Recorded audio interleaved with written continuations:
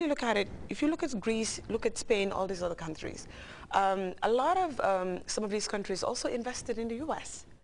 And also, what is going on in the U.S. is also going on in other sectors of the world. So there's no mutually exclusive, or you are exclusive to this.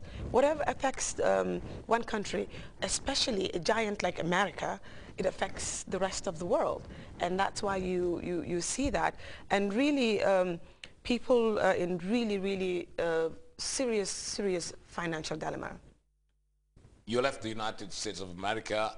You're in the Gambia now, and you run a very promising enterprise. You've just moved into a bigger space, Treasure, the Closet, and beyond. Tell us what gave you that impetus to come back home. You could have stayed in the United States and earned mega dollars. Well, I'm actually still based in the U.S. I'm based in the U.S. I'm also in Senegal. But also because, you know, Gambia, I love Gambia. I'm just one of these people that love Gambia, love Gambian women. You know, in 1998, when I came back to write that paper, I was attached to the Women's Bureau. And I got the opportunity to go up country and be with these women for 3 months and to live with them and see what these women were all about. And what I've learned, actually, instead of learning from these women learning from me, I learned so much in terms of these women have so much limited resources. And from that limited resources, they've been able to achieve a lot of great things. And I got inspired. I said, you know, if these women can do all these things, you know, with all these resources that I have, I can do really big things. So going back to the U.S. after writing that paper, really, I become this really new woman, really inspired. And also, most importantly, I wanted to give back to these women who have really helped me in terms of laying the foundation for me to go and just be inspired. I thought if I come back to Gambia, I will set up a company, a business that will allow me to make a difference. Because, Malik, whatever you do, there has to be financial sustainability. And I could have just taken my money and helped them, but is it sustainable? So I build in my business model that 10% of our fund, of our sales, of not profits, because sales. For someone who understands, yes, sales. 10% of sales is a lot of money. So 10% of our sales goes into funding some of these programs that we do. So Treasure is actually allowing me to live my dreams, allowing me to fund my passion, which is to help women and children in the Gambia. We'll come back to that. Your work with rural women will come back. Let us look at Treasure. What is Treasure? The Closet and beyond. Okay. Treasure is treasure. Something that we really treasure. You have a wonderful dress and thank you. Dress jacket. Thank you very much. Treasure means that's from Treasure. Everything that I wear is from Treasure. I'm actually the best client because I'm such a businesswoman. Everything that I wear, I have to buy it at Treasure. Anyway, it's a treasure. And then the closet, everything that you need in your closet. The beyond is all these other things that we do, helping women, helping children, the Yes We Can Be program, the Night of Excellence. This is all part of the beyond. Now, let's come to the paper you wrote on women and finance.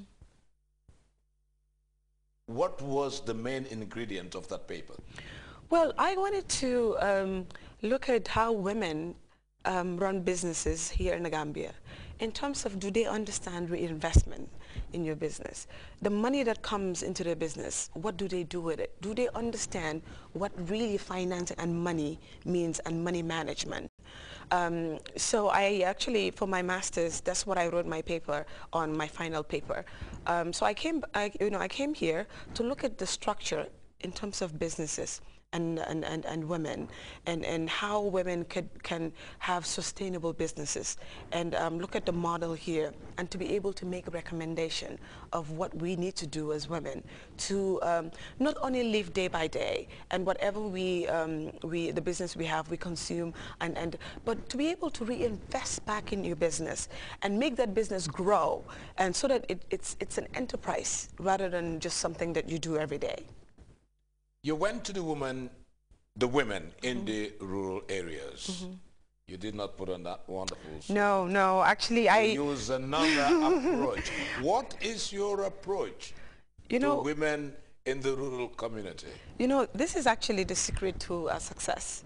When we go up country, I remember I had a lot of manan wax and my t-shirts, and you have to get to the level of these women, because you cannot come in all grand style, and these women will not identify with you. They will say, you know, maybe she's over there and we're over here. I slept with them wherever they were sleeping. I worked with them in the Faroes. I also, most important, I think what really touched them was when I was with them, you know, we had all these perishable goods, and before they get to market, they're all spoiled. So what I did was I went to some hotels.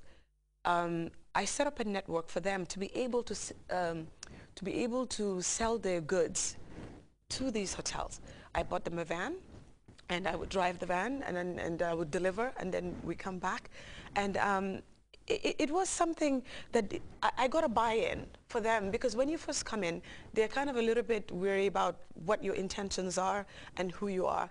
And when they saw that I was one of them, they definitely, it was really fantastic, and we had a bond and a love, and also because I respect them so much. Give me some glaring examples of what you have done with the women in the rural areas.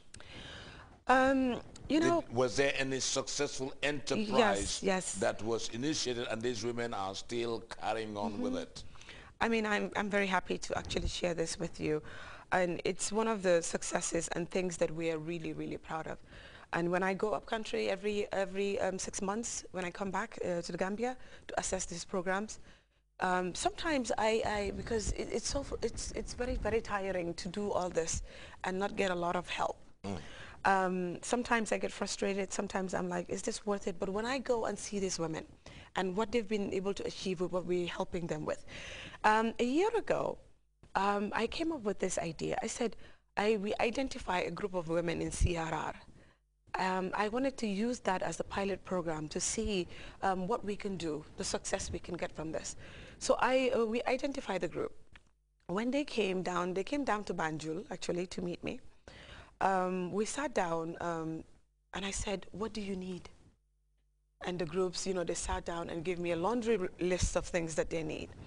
And then finally I said, in monetary terms, what do you need? Because there's one thing that's very important.